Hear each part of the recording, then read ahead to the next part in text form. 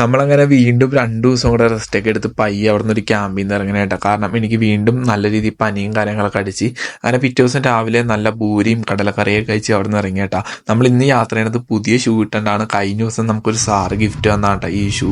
പിന്നെ പോണ വഴിക്ക് നല്ല അടിപൊളി കാഴ്ചകളും കാര്യങ്ങളൊക്കെയാണ്. എനിക്ക് വീണ്ടും പനി അടിച്ചേട്ടാ. കാരണം നല്ല രീതിയിൽ ടയേർഡായി ഛർദ്ദിക്കുകയൊക്കെ ചെയ്ത് ആകെ ഇടങ്ങേറായപ്പോട്ടെ. അവിടെ ഒരു സ്ഥലത്ത് റെസ്റ്റൊക്കെ എടുത്ത് പയ്യെ പയ്യെ ഞാൻ മുന്നോട്ട് പോയപ്പോൾ ഒരു കട കണ്ടിട്ടാ. അവിടെ നിന്ന് ഒരു ORS ഒക്കെ മേടിച്ച് കുടിച്ച് നമ്മൾ നേരെ പോണത് ഉക്കൂറിലേക്കാണ് കേട്ടോ. വീണ്ടും നല്ല മഴയും കാര്യങ്ങളൊക്കെ വന്നിട്ടാ.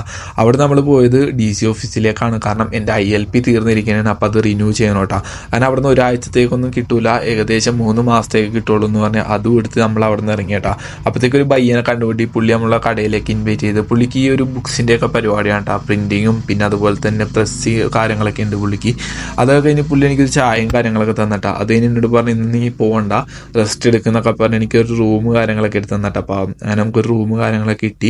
കുറേ നേരം നമ്മൾ അവിടെ റെസ്റ്റ് കാര്യങ്ങളൊക്കെ എടുത്ത് പയ്യെ പുറത്തേക്ക് ഇറങ്ങാമെന്ന് വെച്ചിട്ടാ. നല്ല മഴയും കാര്യങ്ങളൊക്കെ ഉണ്ട്. ഞാൻ അങ്ങനെ റെയിൻകോട്ടൊക്കെ എടുത്ത് പുറത്തേക്ക് ഇറങ്ങി. നല്ല അടിപൊളി കാഴ്ചകളും കാര്യങ്ങളൊക്കെ ആയിരുന്നു.